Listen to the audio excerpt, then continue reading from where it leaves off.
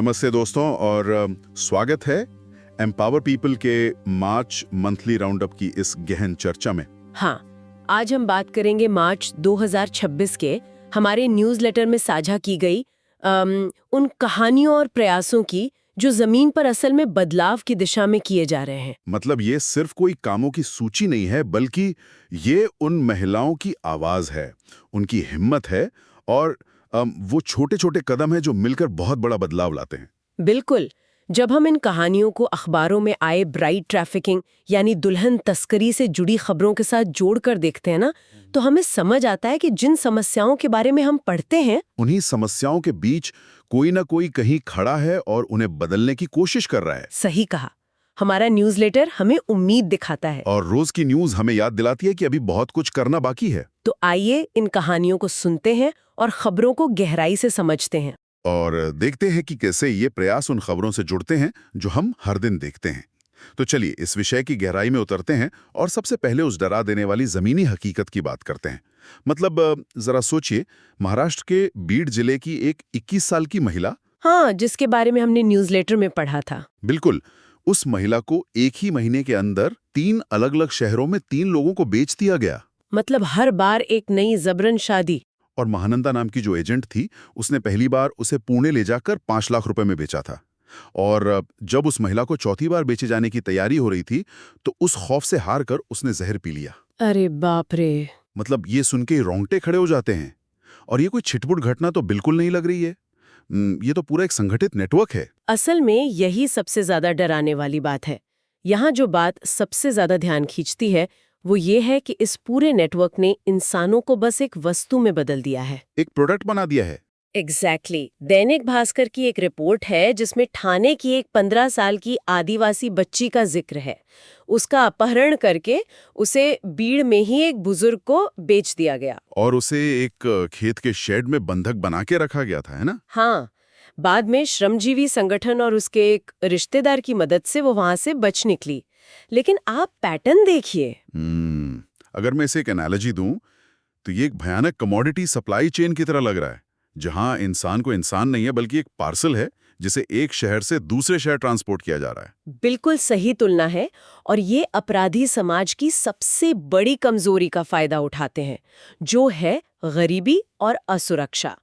असम के बुंगाई गांव का ही उदाहरण ले लीजिए। इंडिया टुडे वाली रिपोर्ट। हाँ, एक नाबालिग बच्ची को शादी का झांसा देकर सीधा हरियाणा ले जाया गया और मात्र 60,000 रुपए में बेच दिया गया। रुको, क्या सिर्फ 60,000 रुपए?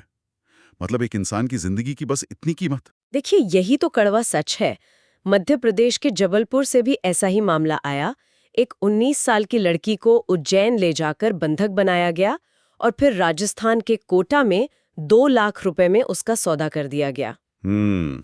लेकिन यहाँ मेरे दिमाग में एक सवाल आ रहा है। हम अक्सर सोचते हैं कि ये जो शादी के नाम पर ठगी या तस्करी है, ये सिर्फ बेहद गरीब या अनपढ़ परिवारों के साथ होती होगी। लेकिन जो यूपी के गोरखपुर की घटना है, ओहो, वो घटना तो पूरी धारणा ही पलट देती है। बिल्कुल। एक ठग खुद को IAS अधिकारी बताता है और लड़की के परिवार से शादी के नाम पर 30 लाख रुपए ऐंठ लेता है। 30 लाख रुपए! और सबसे खौफनाक हिस्सा तो वो है जब विदाई के बाद पता चलता है कि वो ठग उस दुल्हन को गोवा ले जाकर बेचने की साजिश रच रहा था। मतलब ये तो कोई सोच भी नहीं सकता। और ETV भारत की खबर भी बताती है कि कैसे तेलंगाना के बिज्जूर से महिलाओं को नौकरी और अच्छी शादी का लालच देकर मध्य प्रदेश और छत्तीसगढ़ बेचा गया। हाँ, ये एक बहुत बड़ा अंतर्राष्ट्रीय नेटवर्क है और ये फलता फूलता है हमारी संस्थागत निष्क्रियता पर। मतलब जब सिस्टम आंखें मूंद लेता है। तो जब सिस्टम फेल हो जाता है, पुलिस प्रशासन काम नहीं करता, तो इन महिलाओं के पास क्या रास्ता बचता है? जाहिर है, बदलाव की शुरुआत जमीन से होती है। बिल्कुल। और यहीं पर बात आती है पारो वॉइस और सखी मंडल की। हाँ, मैंने देखा न्यूज़लेटर का नाम पारो वॉइस है। तो ये पारो कौन है? पारो किसी एक महिला का नाम नहीं है। ये एक प्रतीक है उस लचीलेपन का, उस हिम्मत का, जो गिरने के बाद भी वापस उठ खड़ी होती है। न्यूज़लेटर में इसे सर्वाइविंग द फॉल कहा गया है। मतलब जो तस्करी के दलदल से बाहर आ गई है। हाँ, लेकिन बाहर आना सिर्फ पहला कदम है। असली लड़ाई तो तब शुरू होती है जब समाज उन्हें कलंक की नजर से देखता है। सही बात है। और वो ये लड़ाई अकेले नहीं लड़ रही हैं, मार्च में अंतर्राष्ट्रीय महिला दिवस पर यमुनानगर में एम्पावर पीपल का एक कार्यक्रम हुआ था ना? हाँ, वहाँ सखी लीडर्स इकट्ठा हुई थीं। महिलाओं ने चार्ट पर अपने सपने लिखे, अपनी आकांक्षाएं लिखीं और संस्थापक शफीकुर रहमान खान और काउंसलर रुंजुन शर्मा की मौजूदगी में मानसिक स्वास्थ्य पर काफी गहरी चर्चा हुई। और यह जरूरी भी है क्योंकि तस्कर तो यही चाहते हैं कि महिला खुद को एकदम अकेली और असहाय महसूस करें। एग्जैक्टली। जब ये महिलाएं एक साथ आती हैं, अपना दर्द बांटती हैं, तो वो एक दूसरे का मनोवैज्ञानिक सशक्तिकरण करती। ये उस सिस्टम की नाकामी के खिलाफ सबसे बड़ा हथियार है। और इसके जमीनी उदाहरण भी बहुत प्यारे हैं न्यूज़लेटर में। हाँ, जैसे पानीपत की सखी मंडल मीटिंग में एक महिला को दवाइयों के लिए पैसों की जरूरत थी। हाँ, और 3 सखी लीडर्स ने तुरंत अपने पैसे मिलाकर उसकी मदद की। मतलब ये कोई एनजीओ का काम नहीं लग रहा अब, ये तो एक परिवार बन गया है। एग्जैक्टली। एक तरह का सेफ्टी नेट। बिल्कुल। और जवाब पारा और कठलडी कम्युनिटी सेंटर में जो इफ्तार बैठकें हुई, वहां भी यही देखने को मिला। महिलाओं ने सिर्फ खाना नहीं बांटा, बल्कि अपने दुख बांटे। कचड़ी में किसी महिला को ससुराल से निकाल दिया गया था, है ना? हाँ, और जैसे ही उसने ये बात साझा की, तो पूरे समूह ने वादा किया कि वो उसका साथ देंगे। अगर बातचीत से हल नहीं निकला, तो वो सब मिलकर लड़ेंगे। मतलब ये बहुत बड़ी बात है। यहाँ असली बात यह है कि ये महिलाएं अब मदद मांगने वाली विक्टिम नहीं हैं, बल्कि एक दूसरे का सहारा बनने वाली लीडर्स बन चुकी हैं। ये एक बहुत बड़ा शिफ्ट है। लेकिन देखिए, भावनात्मक समर्थन अपनी जगह है। असली आजादी तब मिलती है जब आपके पास अपनी पहचान हो और जेब में अपने कमाए हुए पैसे हो। पहचान का संकट, ये एक ऐसा मुद्दा है जो शायद हमें बाहर से समझ ही ना आए। बिल्कुल। जब दूसरे राज्यों से तस्करी करके महिलाओं को लाया जाता है, तो उनके पास न आधार कार्ड होता है, न जन्म प्रमाण पत्र। और न्यूज़लेटर में जिक्र है कि इसके कारण एक बच्ची पिछले 2 साल से 5वीं क्लास में अटकी हुई है। हाँ, क्योंकि उसके पास कागज ही नहीं है। लेकिन यहाँ मैं थोड़ा आपको रोकूंगा। सिस्टम में नियम तो पहले से है ना, नागरिकता के नियम है, कागज बनवाने के नियम है। फिर इन महिलाओं को चुनाव आयोग और विधिक सेवा प्राधिकरण मतलब DLSA के दफ्तरों के चक्कर क्यों लगाने पड़ रहे हैं? देखिए, यही सबसे बड़ी दिक्कत है। नियम है, लेकिन क्रॉस रीजनल शादियों के लिए कोई स्पष्ट SOP या स्टैंडर्ड ऑपरेटिंग प्रोसीजर नहीं है। अच्छा।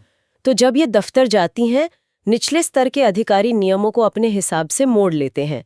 वो सीधा बोल देते हैं कि ये तो बाहरी है या बिहारी है, इसके कागज नहीं बनेंगे। अच्छा। कागज ना होने का मतलब है इंसान सिस्टम के लिए अदृश्य हो गया। अरे बाप रे, मतलब वो पूरी तरह से सिस्टम से बाहर हो गई। हाँ, इसीलिए पानीपत की महिलाओं ने तय किया कि वो खुद DLSA और चुनाव कार्यालय जाएंगी, ये समझने कि सिस्टम काम कैसे करता है। और उन्होंने हरियाणा WCD की डायरेक्टर प्रियंका सोनी और जॉइंट डायरेक्टर राजबाला कटारिया से भी मुलाकात की और गृह सचिव से भी। बिल्कुल। मानवाधिकार आयोग से मिलकर उन्होंने एक स्पष्ट SOP की मांग की है, ताकि उन्हें बार बार बाहरी कहकर हकों से वंचित न किया जाए। मतलब वो सीधे सिस्टम से टक्कर ले रही हैं और सिर्फ कानूनी लड़ाई नहीं, आर्थिक आजादी भी। जहां पारा का वो मुड़ी लड्डू वाला बिजनेस देखे। हाँ, वो बहुत ही शानदार पहल है। बिना किसी चैरिटी का इंतजार किए महिलाओं ने खुद सैंपल बनाए और अब वो 5 दुकानों पर रोज 100 पैकेट सप्लाई कर रही हैं। और कटलडी में LED बल्ब बनाने का काम भी शुरू हुआ है। हाँ, लेकिन एक बात बताइए, रोज के 100 पैकेट लड्डू बनाने से या बल्ब बनाने से क्या मानव तस्करी जैसे इतने बड़े करोड़ों के अपराध का मुकाबला किया जा सकता है? बहुत अच्छा सवाल है। देखिए, बाहर से ये कदम छोटे लग सकते हैं, लेकिन मानव तस्करी का पूरा बिजनेस इस बात पर टिका है कि पीड़ित पूरी तरह से शोषक पर आर्थिक रूप से निर्भर रहे। हाँ। जब एक महिला अपना खुद का पैसा कमाती है ना, तो वो उस निर्भरता के दुष्चक्र को तोड़ देती है। मतलब अब वो किसी अपमानजनक रिश्ते में इसलिए नहीं टिकेगी क्योंकि उसके पास खाने के पैसे नहीं हैं। आर्थिक आजादी उसे ना कहने की ताकत देती है। वाकई ये तो बहुत ही पावरफुल नजरिया है। चैरिटी पर निर्भर ना रहकर खुद अपना बॉस बनना। बिल्कुल। और जब किसी लड़की को सही पहचान, समर्थन और आर्थिक आजादी मिलती है, तो वो पूरी एक पीढ़ी का भविष्य बदल देती है। इसी बात पर मुझे न्यूज़लेटर की वो 2 अद्भुत कहानियां याद आ रही हैं। जेनिफर खातून और हजेरा खातून की कहानियां, शिक्षा से तकदीर बदलने की कहानियां। हाँ, जेनिफर जो सिर्फ 15 साल की है, परिवार की आर्थिक तंगी थी और गणित विज्ञान में कमजोर होने के कारण स्कूल छूट गया था। और परिवार उसकी शादी करने ही वाला था। मतलब सोचिए वो भी शायद किसी ट्रैफिकिंग का शिकार हो सकती थी। बिल्कुल। लेकिन फिर एम्पावर पीपल की टीम ने उसे फ्री सप्लीमेंट्री कोचिंग दी, गणित, विज्ञान और अंग्रेजी की। और अब वो वापस स्कूल गई है और हायर सेकेंडरी के साथ साथ ADRE 3.0 परीक्षा की तैयारी कर रही है, एक सरकारी नौकरी का सपना देख रही है। ये बहुत बड़ी जीत है। और दूसरी कहानी हजेरा खातून की है, जो 17 साल की है। जो मजबूरी में हाउस हेल्प या घरेलू सहायिका का काम करती थी। हाँ। टीम के दखल के बाद वो वापस स्कूल गई और आज वो रात रात भर जागकर अपनी हायर सेकेंडरी परीक्षा और असम पुलिस भर्ती परीक्षा की तैयारी कर रही है। यार ये तो जबरदस्त है। मतलब दूसरों के घर में बर्तन मांजने वाली एक लड़की अब असम पुलिस ऑफिसर बनने का सपना देख रही है। सोचिए, जो लड़कियां कुछ समय पहले तक बाल विवाह या ट्रैफिकिंग का शिकार हो सकती थीं, वे आज कानून की रक्षक बनने की तैयारी कर रही हैं। यही तो मैं कह रहा हूं, ये सिर्फ एक कहानी नहीं है, ये एक पूरा पीढ़ीगत बदलाव है, जनरेशनल चेंज है। ये साबित करता है कि अगर शुरुआत में ही सही हस्तक्षेप किया जाए तो मानव तस्करी की पूरी सप्लाई चेन को तोड़ा जा सकता है। बिल्कुल सही बात है। तो दोस्तों, मार्च 2026 की इन कहानियों को सुनने के बाद एक बात साफ है, बदलाव कहीं दूर नहीं है, वो यहीं है, छोटे छोटे प्रयासों में, लोगों की सोच में और मिलकर किए गए काम में। न्यूज़ हमें सच्चाई दिखाती है और हमारे ये प्रयास हमें उम्मीद देते हैं कि उस सच्चाई को बदला जा सकता है। अगर आप भी बदलाव की इस यात्रा का हिस्सा बनना चाहते हैं तो एम्पावर पीपल से जुड़िए। आप www.empowerpeople.in पर जाकर हमारे काम के बारे में जान सकते हैं और हमारे साथ कदम से कदम मिला सकते हैं। क्योंकि हर छोटी कोशिश मायने रखती है और हर आवाज बदलाव की शुरुआत बन सकती है। धन्यवाद। और याद रखिए, बदलाव की शुरुआत आपसे ही होती है। और इस चर्चा को खत्म करने से पहले बस एक बात सोचने के लिए छोड़ना चाहूंगी। हम रोज अखबारों में ये डरावनी खबरें पढ़ते हैं और कुछ देर अफसोस करके भूल जाते हैं, लेकिन क्या हम कभी सोचते हैं कि हमारे अपने आस पड़ोस में रहने वाली किसी अनजान महिला या बच्चे के पास अपनी कोई पहचान है भी या नहीं? ये बहुत गहरा सवाल है। बिल्कुल। अगली बार जब समाज में किसी को बाहरी कहकर नजरअंदाज किया जाए, तो सोचिएगा कि शायद वो भी कोई पारो हो सकती है, जो सिर्फ एक पहचान और थोड़ी सी इज्जत की तलाश में है। खुद सोचिएगा।